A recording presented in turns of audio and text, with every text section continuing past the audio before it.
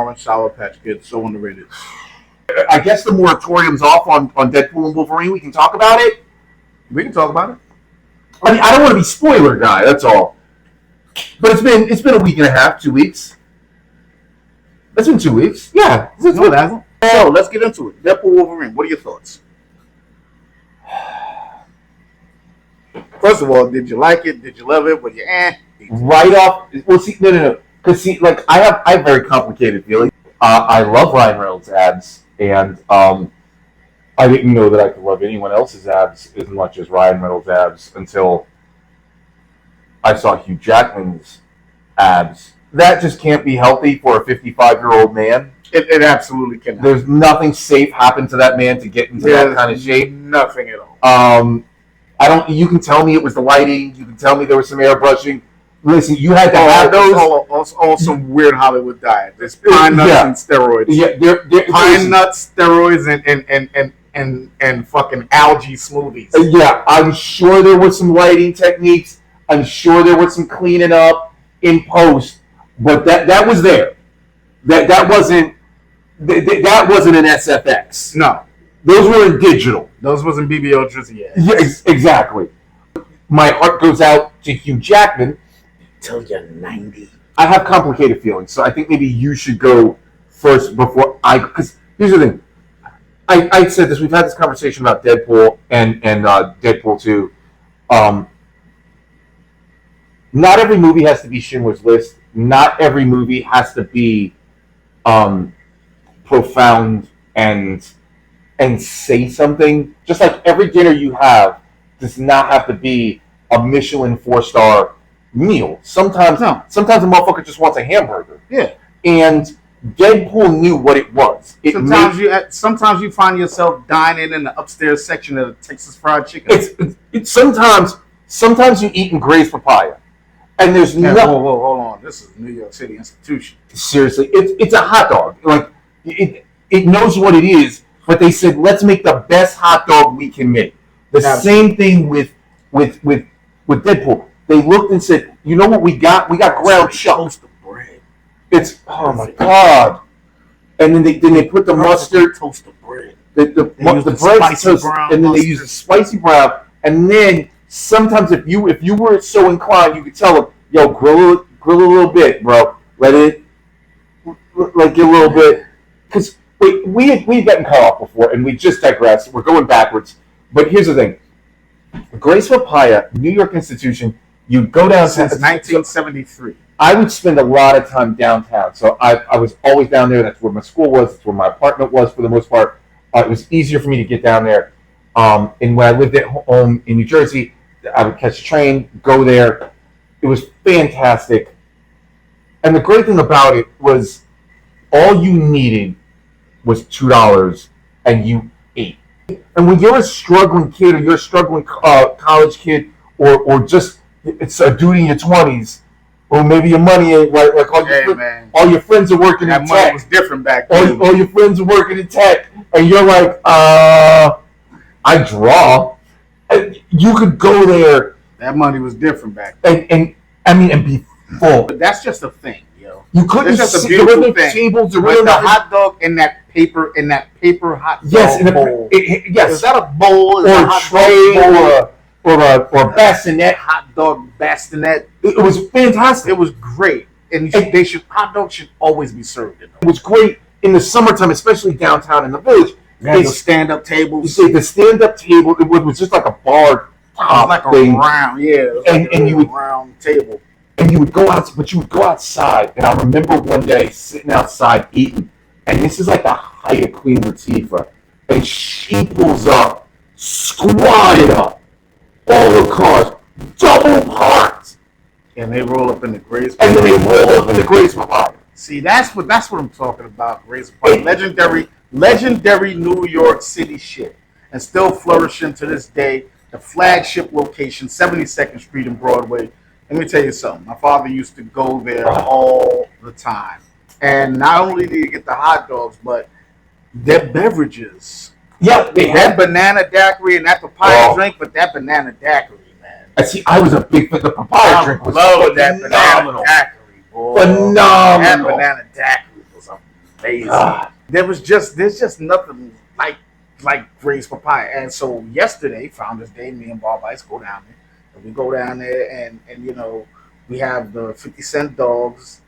And they had a whole, balloon man out there. And his name was Mr. Frank. And I'd have driven out there. I'd have driven out there. People taking pictures. 100%. And everything. And I'm like, yo. And then we're talking to this lady, right? We're talking to this petite blonde woman. And, she's giving out stickers to people who are passing by, children and stuff. And so we're like, yo, first of all, if it's free, I want it. Yeah. Right? Bobby Clams 100% will take anything that is free. Absolutely. I've gone to Comic-Con with this dude. He will take anything that is free. So we went down. But we talking to this. We talk after his second trip down there because he got the T-shirt already. He already had 4 days. Wait. First off, I love that he had already been. He already went down there. He's already down there. He called me from down there. He's like, "Yo, they got T-shirts, bro. Hurry up!" Again, I love a free T-shirt. So what? Get your shit together, Comic-Con. Yeah, listen. Get your shit together. Not enough T-shirts. Not enough free T-shirts. Not enough any of that anymore. Yeah. So talking to this petite white woman, white woman, right? Which, by the way, is what makes a New York institution a New York institution. Is one of the great things about New York City is there are these spots where everybody can go. Yeah, no, everybody, and it's not. It's one of those spots. It's like a spot where it brings all of New York together. Yes, and there's a Gray's Papaya was that spot. There's a petite white woman. There's a petite white woman who might be a hippy dippy broad. There's a broad who's wildly trendy. There's your mans in them. There's your hood mans in them. There's your co-worker mans in them. This is everybody. There's a white guy. There's a black guy. There's definitely tourists. There was this tall ass white dude with a Jalen Brunson jersey on. He was almost as tall as the damn the balloon sculpture. Yes, Mr. Frank. And that's what you would see. A tall-ass white dude who's probably from Yugoslavia, a place that doesn't even exist anymore, in a fucking Jalen Brunson jersey, talking about, I gotta get my 4 hot dogs. So we're talking to this petite white woman. She's got the T-shirt on. Mm-hmm. She's got on some white pants. T-shirt. And she's handing out, it's got all the colors, right? It's a fly T-shirt. It's got the bread, the dogs, the ketchup, the mustard. It's got all the colors. Perfect. So she's giving out stickers and everything, and so we asked her for some stickers, and she's like, "Oh yeah, sure, you guys have some stickers." And then I was talking about love Gray's Papaya and how I was telling how like I used to my father used to come here all the time and bring the hot dogs home and the drinks and all of that. We go crazy for him. And she's like, "Oh, that's cool." She's like, "You want a T-shirt?" Because when I came back with Bobby Clams, when I came back and I bought my hot dogs, I asked the guy behind the counter, "Yo, y'all still got T-shirts left?" Dude's like, "Oh no, they're all gone. We don't have no more left." It's like, "Oh damn, I really wanted one of those T-shirts." We ain't make no big fuss. Went outside. Grabbed some napkins, went outside, standing outside, eating our dogs, looking at the, and just taking up the atmosphere of Gray's Papaya Founders Day. And the petite lady, we start talking to her. I tell her, about, my father used to come in. I love this stuff. It's a New York institution. She's like, "You guys want T-shirts?" I was like, "I would love a T-shirt." She's like, "What size are you?" Turns out the woman that we were talking to is the wife of the founder of Gray's Papaya. And she tells us how the building across the street, they lived in the building right across the street, and he would just watch. He could watch, keep an eye on the business from his living room. But she was his wife, and now she runs it. That's fantastic. And we got to meet. So that's some real New York shit. But that's also the most New York thing ever. Just talking to this woman, and she's the fucking boss. The one of Gray's Papaya, legendary New York hot dog stand. Exactly, and so shout out to them and kudos to them. But Let's get back to my thoughts on this is because we got sidetracked because hot dogs, and that's what this movie was. It was empty calories. It was every Deadpool has been that, but damn it if it wasn't a delicious. Oh no, it might have been the best. It might have been the best hamburger I've had in a good long time. It's not even hamburger. Like you know what Deadpool? You know what Deadpool is? Deadpool is a Salisbury steak. It's a Charlie Brown Thanksgiving. It's chicken nuggets. It's really great chicken nuggets. Yeah. Tater tots. Yeah. Yeah. You know what I'm saying? Mm-hmm. Tater tots with cheese. Oh, you know, and what else? What else would you like with I used to go to this movie theater and they used to have poutine fries. They stopped making them. God, because they were. I'll tell you something about that poutine. They made one thing them Canadians got right. Whew, but wait, these were and they did authentic poutine, so they were using cheese curd. Mm-hmm. So they were, and it was a nice salty curd, and they had to pull meat over it, and the gravy and the curd, and then they did this on a top, not a fry, on a poutine top. Tots. And when I tell you something, that sounds incredible. When I tell you something. Me and Shu loves the man bun. We sat down. I'll never forget the first time we had this. We sit down. I'm like, let's try it. I mean, it sounds. What do we think? And sit down. So we order. We get it. They bring it. We sit down. You can tell you need a fork for this. So we take the little fork. And now we're looking at each other like, which one of us going to take this? Because this. Who going first? This we ain't split like.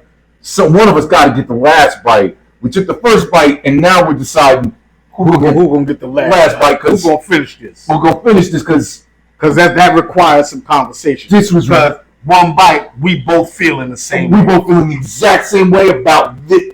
It was fantastic. Let me tell you something. That is what if you have never had poutine. My God, find you a place that serves authentic poutine and a good poutine. Like a good poutine is honest to God. It's amazing. It is fantastic. It will change. I'm not talking about bullshit cheese drizzle on your fries. I'm talking about them cheese curds. They hit different. They do. And when you get the, oh man, you got me ready to find a spot. Like you got me ready. Curds and then the gravy. Let me tell you something. I'm not a gravy on fries kind of dude. I'm not either, but the cheese curds with the gravy on top of the fries, it's a magic I can't explain. I'm pretty sure there's a whole bound book, chained up in Kamatage just about fucking poutine. And if you go and this is one of the reasons because I've never been to Canada. I desperately want to go to Canada just to have because there's a couple of different variations, all of which I've seen little like things on little videos or little stills and things, and just thought, my God, I'd like to try. Why do all of you're like, well, that seems. I'm gonna have that one first. Yeah.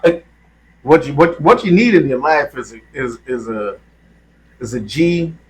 GPT.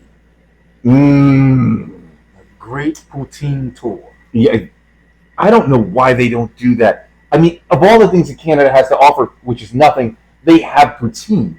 The great poutine tour. They have. No one lives in Canada. Canadian Tourism Board. Holler at us. Exactly. We got ideas for you. All right. We're gonna drive up your tourism. People ain't just gonna be coming up there because they think Donald Trump's gonna win.